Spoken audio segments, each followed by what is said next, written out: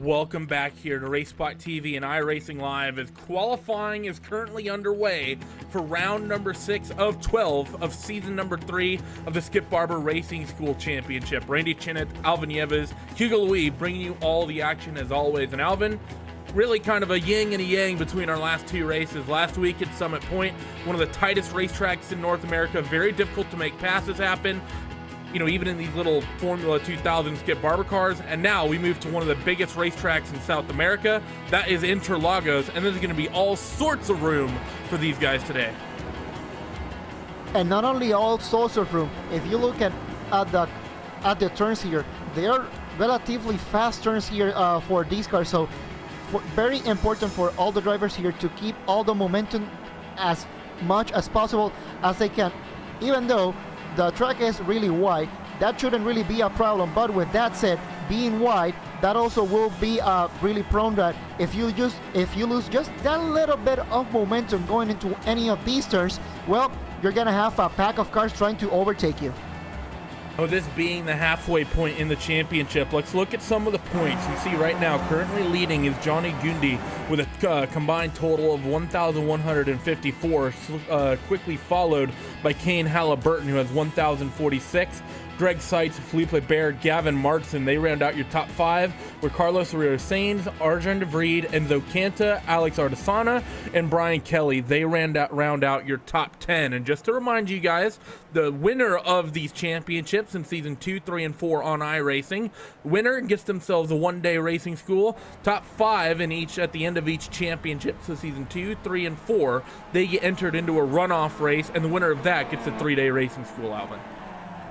You know, that is one of the good things that we have here in this championship. Not only we are racing here for what essentially, you know, if you go to any other iRacing championship, you're pretty much a race for bragging rights. This one, there's a little bit of more incentive to race for. You know, you win the championship, like you just mentioned, you get a one-day race day at the Skip Barber School. But you know, also finishing in that top 5 also gets you into that shootout. And Randy, I know that that is a race that we are really looking for, because we're gonna get perhaps the 15 best Skip Barber drivers that we have here in iRacing, and having that one race shootout to see who is the best and get that 3-day race school.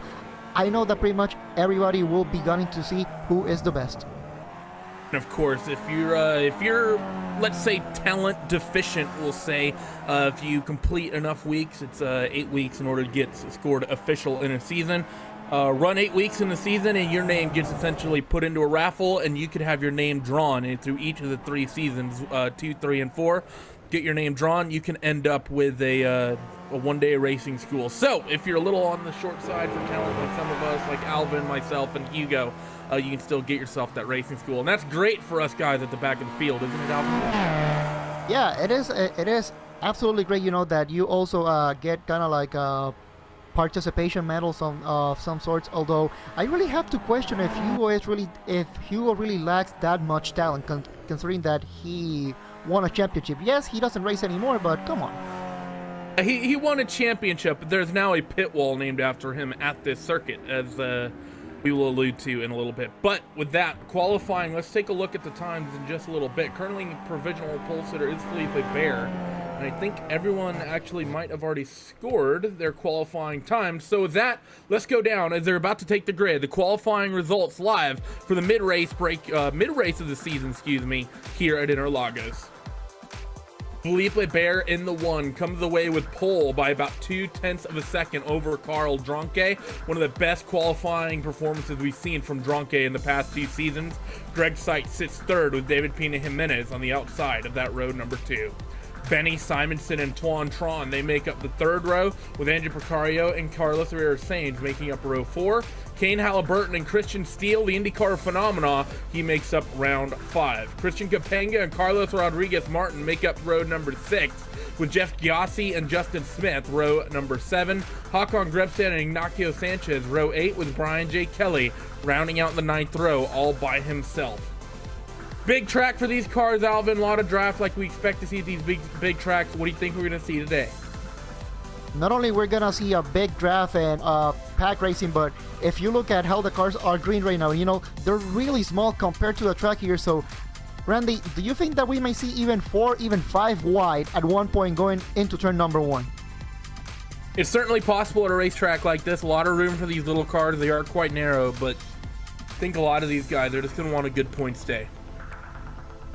Well, yeah, especially since Johnny Gindy isn't here. Well, yeah, that is true. You know, points are the most important things here, and given that the points leader is not here, although we also have to mention this is not the only race that we get to race during the week. There's other races, but I think this is the highest strength of field race that we usually get during the week. So, yeah, every driver here should be looking into getting the maximum amount of points possible. Yes, indeedy. We're currently waiting on one more car to take the grid. And when that happens, these guys will start getting themselves prepped to go racing here for 13 laps. Lights are on, res begin to build. And the field is away here live from Brazil. It's a good jump from Felipe Bear, Carl Dronke, and Greg Seitz. The top 3 break away and get themselves single file. Benny Simonson swerves back and forth a little bit, and the aid of David Pina Jimenez tries to make a move. And Benny Simonson dives down to the inside of corner number 1, fighting already for the 3rd place here through the Senna S for the first time, through corners number 2 and 3. Very tight section of the racetrack. Drivers funnel down. They come now onto the 2nd long straightaway here, the lap Alvin for the first time. Little bit tight there, but now coming here into the back straight. Now looking here on the backfield, Carlos Urrea Sainz, Andre Procario, and Kane Halliburton fighting here really hard for what is pin number 7, going side by side through Docira do Lago. Now coming into turn number 5, they're still fighting side by side. Benny Simonson in the 5 machine going into corner number 4. Put the move on David Pina Jimenez. He moves himself up into the 4th spot. Now trying to set his sights on Greg Seitz and needs to really close the gap through this tighter section of the racetrack. He doesn't want to give Jimenez a bunch of draft and have no slipstream of his own down these long front straightaways.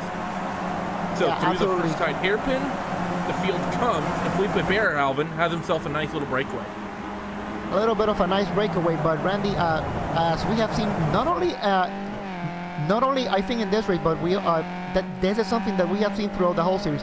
Yes, the leader can get a little bit of a breakaway, but I think that is more due to the nature of the start of the race. But especially on this track, being these long straights, although as we go through Subida de Boxes, or as Randy was mentioning, one of the turns has a Hugo Luis name after it.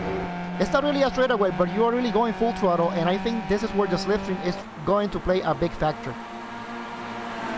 Yeah, absolutely right, down this long front straightaway. And Carl Dronke, I don't think is quite close enough to the back of Felipe Bear to really be pushing that slipstream. But that said, they're fighting for 3rd, Greg Seitz and Benny Simonson. And Simon's going to get that spot before they even get to the braking zone, Alvin. Even before getting into the braking zone, so that really has to show you how powerful the draft is here on this track, especially on this field. And it's going to be really important trying to keep pace with the leaders, because if there is something that we see race after race after race, pretty much after lap 1, we see this maybe 4 or 5 car breakaway in between the leaders. And sometimes, yes, they may be really patient, but on a track like this in here today, really wide corners that are really fast, I think we're gonna see lots of overtakes, especially at the front of the field. Really wide, but not wide enough for the one of Felipe Bear through corner number 4. He used all sorts of AstroTurf, and now 17 of Carl Dronke all over the back as they go into the tight section of the racetrack here, Alvin. I think going into 1, that 17 is going to have a slipstream. Yeah, definitely he's going to have the slipstream, but he also has to remember that, you know, it's a lot of patience that you really have to have, especially with a person the caliber of Felipe Bear. He has shown that he is a race winner. He also won the previous season. So for Felipe Bear, yeah, he already has a one race day school for Skip Barber, so he already has that in his pocket. So this is more of putting a statement of who is the best driver. Will he retain that lead? Benny Simonson in 3rd has been aggressive. Carl Dronke, though, how aggressive is he going to be? This is going to be one, I think, his best races of the season, and I think he should be somewhat patient with it. He should be able to accept a P2 or a P3. Now, down this front straightaway here for the 3rd time. Going into 1 for the 3rd time, 17, looks to the outside. And is he going to get it into the braking zone? No overlap just yet. They're all going to remain single file for now, Alvin. Patience being a virtue amongst your top three. Not only being a virtue, but I think this is going to be the MO that pretty much all the drivers here in the front of the pack will have to exercise, because, like I said, Philippe Lebert, he is not an easy driver to overtake. He will race you, as we see a battle here for P2. Carl Drunke, Benny Simonson going into the end. So let's see if Benny Simonson can get him coming under braking, and see almost gets Philippe Lebert in the process. And Philippe Lebert runs all sorts of wide. Benny Simonson a little bit wide, but now Carl Drunke fighting on the inside. He is not gonna let this one go. Let's see, side by side, Carl Drunke, Benny Simonson into Ferradura. Let's see what happens. And they're still going side by side. Benny Simonson and Carl Drunke swapping position just a little bit. Benny Simonson just a little bit in front, but now Carl Drunke a little bit, and Benny Simonson takes P2. So Benny Simonson qualifies P5, and by midway through lap number 3 has himself up 3 spots already, now setting his sights on leader of Philippe Lebert. Well done by him, Alvin. Absolutely great move, and I do have to say, you know, he knew where to make the move. He really wanted to stick to his guns. He went for it. He didn't hesitate. Yeah, they were side by side, and you could have argued, you know, at some point you really have to let off, especially going into turn number 6 Ferradura, but on these cars they really don't have that much power, so you can take a little bit more of a risk compared if you were on a more powerful car, for example. These cars, not a lot of power, not a lot of downforce either. Where's the fight going to come from here? Is Drunke going to fight for the second spot back? Is Simonson going to get to the leader? Here comes Simonson up to the back end of Lebert. Drunke pulls out of the slipstream early, and Simonson looks right for your race lead down into corner number 1. Hard on the brakes into Senna S, but he doesn't have quite enough overlap, and I think he might have just barely touched the back end of Philippe Lebert there. A little bit of an accordion effect through turn number 1 here, fighting for the race lead between the top 3, Alvin. Little bit of an accordion effect, but you know, this is part of the hard racing that we are seeing here now. Let's see, Carl Drunke getting a run on Benny Simonson now here, coming into turn number 4. This is kind of like a replay of the last lap, but now the roles are reversed. Carl Drunke gets the position going into P2, and it looks like he got the position over Benny Simonson, and I doubt Simonson is able to get a run. Well, no, I stand corrected. Benny Simonson able to get the run going into the inside of Ferradura. Let's see if he can stick to the move again, and yep, Benny Simonson back on P2. So aggressive racing for second here between Simonson and Drunke, as again they work through the tight hairpin section of the racetrack. And also note, Tondron had to come down pit road. Didn't notice any damage on that car. I think he may have loaded in on the wrong setup. Alvin had to take a little bit of fuel. That's going to put him basically way down the order here as the top 2, top 3 continue to scrap it out. They're single file for now, and I think, Alvin, these guys, they need to be somewhat patient with one another. Simonson and Drunke, they seem like they're more than keen to fight with each other all the way to the end of this race, but they need to be careful lest they let allow the likes of Sites, Jimenez, Sainz, Halliburton, and Precario back into this fight just behind them. There's also that possibility, of course, but the more they keep fighting, that's also kind of the way that Philippe Lebert wants this race to go. And you know, one of the things that we talk about this race is this track being really wide and having relatively long straights, so draft is going to play a big factor. But that's only if everybody plays together, because the way that they were fighting, well, Philippe Lebert was getting a run, but now Benny Simonson is able to get up to the back of Philippe Lebert, and you know, that battle for P4 is really starting to heat up. That it is. Fight for P4 is heating up. David Pita Jimenez just took that spot away from Greg Seitz, but Seitz gets a good run out of the Senna S in corner number 3, going down into corner number 4. The 2 machine has the inside, but we've seen the outside before reign supreme at times. So Seitz to the inside line, hard on the brakes, and he's going to get the spot right back. Good move by him. Absolutely good move, but now here comes even more of a move with Carlos Urrea Sainz trying to get that P4, battling with Greg Seitz coming into Ferradura, and also right behind him, David Peña Jimenez, Kane Halliburton, and Andrew Precario really fighting hard for P4. I think, Randy, this is going to be one of the battles that we really have to look for. And it is. This fight is really heating up. 3-way, 4-way, 5-way. They're coming up to Young Sao, Alvin, and with all these cars, they're going to get stacked up in the slipstream here in just a few moments' time.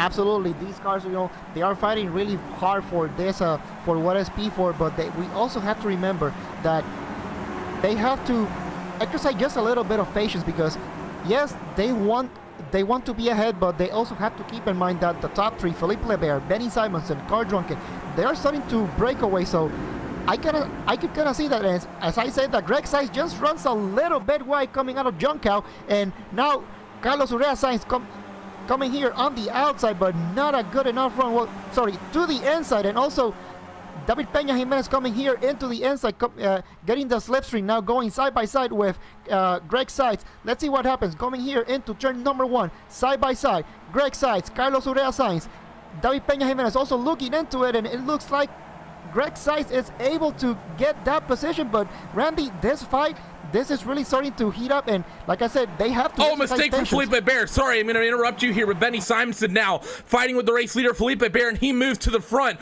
Number 1 of Philippe Lebert here, Alvin, through corner number 3. Got a little bit of oversteer, and that moves the 5 machine of Benny Simonsen, and only about 5 laps even, from 5th up to your race lead through corner number 4 now. Great move by Simonsen to get to the point.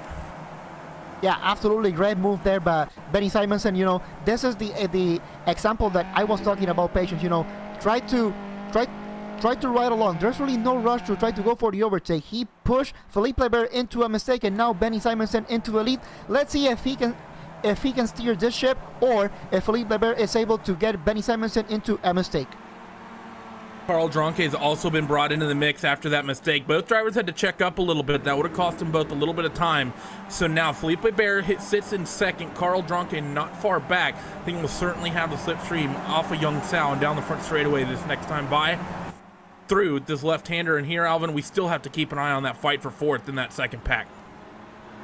Absolutely, that fight for 4th, you know, this is the fight that we really have to look for. Now, the question is if these drivers can really try to race as a group instead of really fighting hard for that P4, because everybody wants to go for the win. You know, there is really no going around it. But the way that they are fighting, these top 3, they are really starting to break away. And yeah, Philippe Lebert just made just a little bit of a mistake the last lap. But you know, as I mentioned, that Philippe Lebert coming here into turn number 1 and takes the lead just even before the braking point. That's that slipstream just working out of Carl Drunke. Unfortunately, nowhere to go. Keeping an eye on the fight for 4th.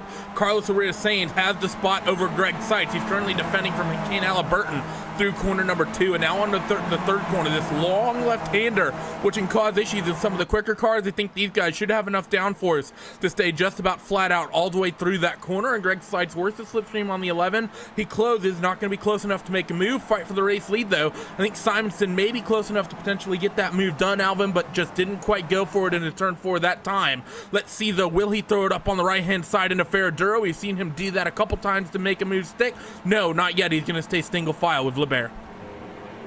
And I think the way that we are looking into this, I think Benny Simonsen knows that yes, if he needs to make the move going into Ferradura, he knows that he's got that move. He did it on Carl Drunke twice, and he knows that he can work it. So perhaps he's saving that move for the final lap if he needs to do it, because he knows that right now there's really no point in trying to overtake. Perhaps going through the start-finish line, he can go for that overtake via the slipstream, but this is gonna be a back-and-forth fight pretty much all race long. Through Mugello and on the run into Young Sao, your top 3 come, and let's see what happens with Simonsen, who's been so aggressive since the green flag dropped here today, coming off that final corner. Now they're going to go through corner number 13, which is up unnamed, and then into Subida de Boxes, which I'm sure Hugo is painfully face-palming at how I pronounce, for those who are unaware. Basically means uphill to the pit boxes for those who don't speak Portuguese. But down the front straightaway they come, and the 5 of Simonsen. I think the left side is going to be open with Philippe Lebert left that inside groove open to that 5 of Simonsen, and he's just going to walk through that open door. 5 machine has the race lead. They're going to be single file through 1, 2, and 3 here this time, but actually no, Simonsen hiccups into 1 way wide at the apex. Lebert might be able to fight back into the 4 with all the momentum, because he's able to run that preferred line through 2 and off of 3. Here comes the 1 of Lebert with a huge head of steam after the 5 of Simonsen make that slight hiccup. Now down into corner number 4, side by side for your race lead again. Philippe Lebert looks up the inside, but can Simonsen defend on the outside? No, he's going to give in. So right after getting the race lead back, Alvin, Simonsen gives it right back to Lebert. Not only he gives it right back, but you know, he is really smart.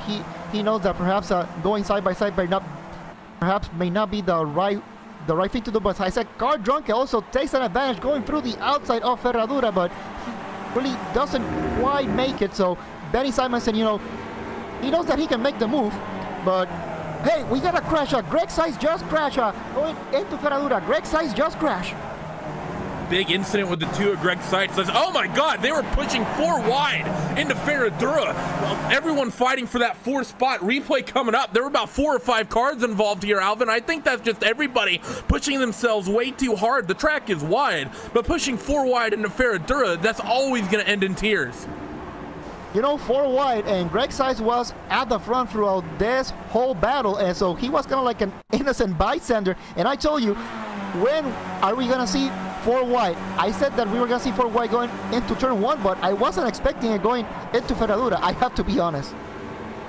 Yeah, I mean, that was just a long incident as the fight for the race lead is heating back up. Benny Simonson wants the point once again, and Felipe Bear gives it to him really early down this front straightaway. So the 5 machine re-inherits the race lead. But still, for Greg Seitz, that's just such an unfortunate issue. There's a bit of a stack up. It started at corner number 4, actually. Bit of a stack up, everyone jockeying for position. And then from there, no one wanted to give an inch, and it was just a run into Ferradura that no one wanted to lift for, and that ended up with Greg Seitz, unfortunately, being put in the wall, which is actually really unfortunate, Alvin, because think about it. Greg Seitz being up front, he's the only one, I would say, that wouldn't be at fault for causing that 4 wide situation. Yeah, that's pretty much what I mentioned, you know. He was pretty much minding his own business, so he was pretty much an innocent bystander of that 4 wide situation. So, you know, really unfortunate for him. You know, he is in front, he is doing his own race, and all of a sudden they go 4 wide, and well, you know, somebody pushed a little bit too far, and well, we just saw the consequences. And speaking of pushing just a little bit too far, Felipe Leber trying to get a little bit of a run on Benny Simonson, and also Carl Drunke really going through the rear of Felipe Leber. Randy, I think Carl Drunke also wants that P2 because he wants to fight for that lead. Carl Drunke definitely needs a good points finish today, because if we look back at the points just a little bit as a reference, Drunke doesn't even sit in the top 10. He currently sits 14th in the points, and a big finish today would be a great way for him to really get up that score sheet on this championship. So for him, I think, Alvin, he needs to fight for second or even the race win if he can, but he needs to not push too hard, and he needs to accept this 3rd place he's been given if it comes to him. Absolutely, and if you think about it, you know, this is all about taking points. Yes, you want to win the overall championship because that guarantees you a one-day racing school, but also finishing in that top 5, Randy, that is really not a bad thing as well, because that also gets you in the 50-car shootout towards the end of the season. And that is, as I mentioned, that Benny Simonson, Felipe Leber gets the run coming into turn number 1 under braking and now into the lead. So I think this game of leapfrog, this pretty much is gonna go for, I think we got 4 more laps to go, including this one. So this game of leapfrog, I think it's gonna go back and forth, but I'm pretty sure that Benny Simonson, it's starting to strategize just a little bit when is the best place to go for the overtake and seal the deal. He's definitely picking and choosing his spots as the 5 of Simonson, as he actually checks way up behind the 1 of LeBear, swerves back and forth a little bit. Carl Drunke does the same thing, but the 5 of Simonson had the run off the corner number 3 into 4, and he lifted way out of it early. Simonson, I think he wants that draft late coming to the white, Alvin. Yeah, and I think that is the point that he is trying to look for when it comes to getting that overtake, because we know that you can make as many overtakes as you want, but given how powerful the draft is with these cars, and also how underpowered these cars are, there's really no point in trying to go for the trying to take the lead right now, because you know that by the start finish line you're gonna be pretty much a sitting duck, and going into turn number 1 you are going to be overtaken. So I think this is more of trying to give a little bit right now, trying to see where your car is the strongest right now. I think Benny Simonson pretty much, I think he has the advantage because we have seen him go for so many overtakes so far in this race that he knows where he is at his strongest and where he can go for that overtake, especially on the final lap, trying to go for the lead and try to seal the win here. Let's see what he does. This is coming to 3 to go. Simonson has the run and he looks to the outside, so he's going to fight LeBear for it this time. Doesn't seem keen to just sit behind, but you know, we're assuming this isn't going to be the last move, but Simonson to the outside looking for the race lead, and Drunke still just sitting back there chilling in third. I think Dronke is really going to be the one to watch here, Alvin, as the 5 of Simonson tries to get a run through 1 and into 2, but Felipe Bear expertly places his car. 5 of Simonson had to get out of the throttle, but still the 5, a good run through corner number 2 and 3. I think the 5, if he wants to, could make a move going into corner number 4 with 3 laps to go, and yes, he's going to try to go for it this time through. He is definitely going to try to go for it, but also Carl Dronke is sitting there in P number 3, trying to go patiently, seeing how things are going. Benny Simonson, Felipe Bear going side by side, coming into the Ciudad del Lago, now coming into turn number 5. They're still side by side, but now Carl Dronke is trying to get a bit of a run there. We may see a 3-way situation. No, we're not. It's from 3-way, we're going to 2-way, and Felipe Bear going for taking the lead again. But Benny Simonson just looks like a little bit of contact there coming out of Ferradura, now coming here into turn number 8. Felipe Bear still going on the lead, now coming here turn number 9, Peter Nino. Benny Simonson still trying to get a bit of a run, but I think that the heat is starting to turn up just a little bit between these 3, especially Benny Simonson and Felipe Bear. Yeah, the top 2, the fight's really heating up, and it's going to be 2 laps to go at the line. Carl Dronke in third, still being patient. And this fight, I think, is going to really heat up when Dronke decides to start making his moves into Young Sal for the 3rd to final time here. They come onto the front straightaway. Going to be the penultimate time into 1. And what does Benny Simonson do? We saw him go for the move into 1 last time. Is he going to go for that move again, or is he going to sit and wait until next lap? No, Simonson looks like he's going to use this slipstream to try to make a move. He looks to the outside, but he cuts off his own momentum a little bit. I think he waited to pull out of the slipstream just a little bit too long. He's not closing as much as he was before, but they're going to be side by side. Felipe Bear into corner number 1 now for the penultimate time. Into 1 they come, and again, Felipe Bear going to expertly defend, expertly place his car through corner number 2, and it's not a run through Simonson through 2 and 3 this time. And I think for Benny Simonson, that is the smart thing to do. You know, yes, you have the draft and you can sit behind because, you know, there's really no point in trying to go for the overtake. And well, speaking of not going for the overtake, Benny Simonson here on the inside of the Ciudad del Lago. Let's see if he can get that position. Benny Simonson, Felipe Bear side by side, and gets a little bit of a slide there, but Benny Simonson really catches the car and still fighting for that P2. But back to my point, he really doesn't want to lay behind, because if he lifts the throttle just a little bit, Carl Dronke will just bounce on him, and going from P through, he will go to P number 3, and I don't think that is the thing that he is looking for. Fantastic driving from Simonson, getting that slide is a little bit sideways again, going into these hairpins at the top of the hill again through this left-hander. They're going to try to get themselves stacked up, and Alvin, for these guys, it's all about that run off of Young Sal and that run off of corner number 3. If you make a move into 1, you have to get yourself cleared through 2 and 3, and you need to maintain momentum down that second straightaway into 4. I think you really want to make the move going into turn number 1, and once you make that move into turn number 1, you pretty much have to defend it, even if you're like your life just depended on it. I think Benny Simonson is going for that move right now. Now let's see how he does that move. Now coming here into the boxes, but also Carl Dronke looks like he's got a little bit of a run here on Benny Simonson. So this is it, Randy. Felipe Bear, Benny Simonson, Carl Dronke, final lap, and Carl Dronke has a blown engine, and as we start the final lap, Benny Simonson now coming on a move there on Felipe Bear, coming into turn number 1 side by side, but Felipe Bear defends really nicely. But I think that this battle really is gonna heat up, but you know, really unfortunate for Carl Dronke. Unfortunate for Dronke. We've seen in this series as well, the races are short, but it's a lot of times all about engine management, because sitting in the slipstream can raise the temps and allow that engine to overheat, and sometimes it lets go, and coming to the white, it let go for Carl Dronke. But that said, the fight for the race lead not over yet, as Benny Simonson currently still sits in that second position, just a couple tenths off the back of Felipe Bear through corners number 4 and 5, and up to Ferradura for the final time. The one machine still clear of Benny Simonson. We think for now this part of the track is going to be the where the battle is going to be somewhat calm. Not really a lot of places for Simonson to make a move. Now into the first hairpin after La Haranja, through corner number 8, and then into this tight left-hander at corner number 9. Still trying to keep the gap close is the 5 of Simonson. He's not going to be able to make the move at this part of the track, but he wants to just be there for the slipstream run down to the checkered flag for the final time. Through the right-hander at 10, into Bergujol at 11. This corner somewhat somewhat unimportant, but you want to stay close, as I've said. And for the most important corner for this all race long, young Sal through the final left-hander. Benny Simonson is close, but the one of Felipe Bear gets a better run off the corner. The 5 was way better on the entry though. Down the front straightaway for the final time, coming to the checkers. Simonson working the slipstream on LeBaire. LeBaire should make him do it the long way around on driver's right. Here comes Simonson, looking to the right-hand side of the racetrack. Down the front straightaway past the pit entrance, and the 5 of Simonson just noses ahead.